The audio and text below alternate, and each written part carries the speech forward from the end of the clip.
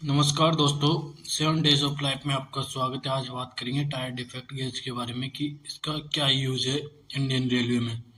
इसके द्वारा व्हील के डिफेक्ट को मापा जाता है एवं उसके आधार पर सर्विस से बाहर निकाला जाता है व्हील को, या सर्विसेबल बोला जाता है।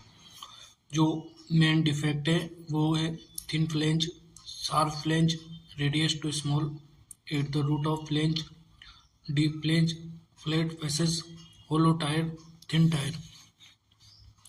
पहला है वो थिन फ्लेंज है, तो जो 28.5 mm पर न्यू रहती है थिन फ्लेंज।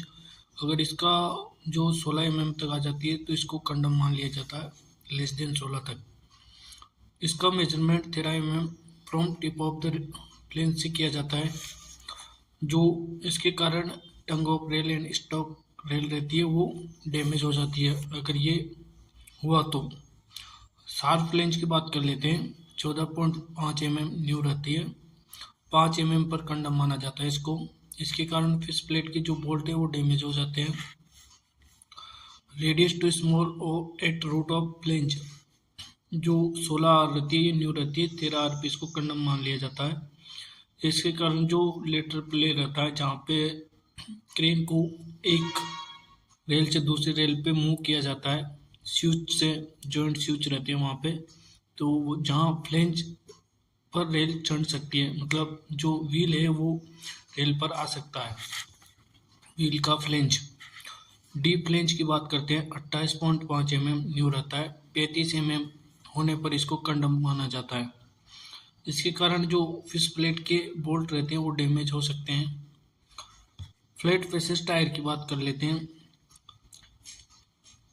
तो जो व्हील का जो सरफेस रहता है वो फ्लैट हो जाता है, तो कोचिंग स्टॉक में 50 mm तक अलाउ रहता है, गुड्स में 60 mm तक अलाउ रहता है।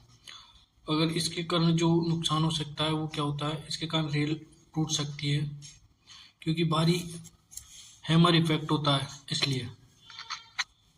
आगे बात करते हैं होलो टायर के बारे में। ये जो व्हील में 5 mm तक का गड्ढा हो जाता है उसको होलो टायर माना जाता है। इसके कारण जो टंग रेल रहती है उसका जो किनारा है वो डैमेज हो सकता है। थिन टायर की बात करते हैं, तो जब लेस देन जो थिन रहती है वो लेस देन 25 mm हो जाती है तो उसको थिन टायर डिफेक्ट कहा जाता है।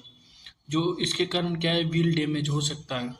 तो I hope you like video. ये था टायर डिफेक्ट गेज के बारे में। Thank you so much.